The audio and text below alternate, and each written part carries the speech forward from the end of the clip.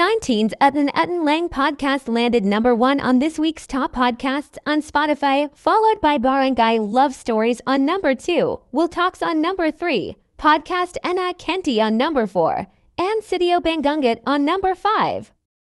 Dear MOR, Papa Dudut Stories, Beanie's podcast Nang Mgawalong Jawa, Rotten Mango and Tagalog Horror Stories landed on #6, 7, 8, 9, and 10, respectively. Here are some funny clips from SB19's latest Etten Lang episode, which can be watched on Spotify. Baka mawala ka dahil lang na-enjoy. Tama naman. Siyempre, bigyan na lang natin sa iba. Tsaka hindi na natin masyado sa iba.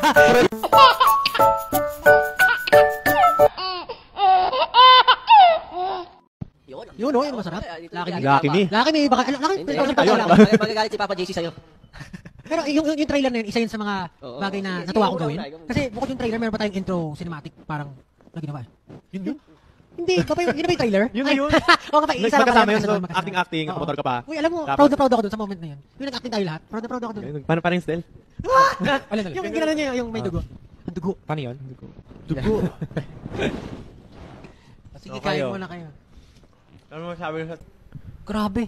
Yung alam niyo yung parang alam niyo yung bench na yung ano classic bench, 'di ba? May bench. Tapos may upuan na nakadugtong dun sa bench. Tapos yung nakasandal ka lang ganyan. Tapos may puno, tapos hahanginan ka ng hangin. Mukha bang bench? Bench body. Ganun talaga yung pakaramdam, parang dream come true talaga. Yung hangin kasi apakasarap.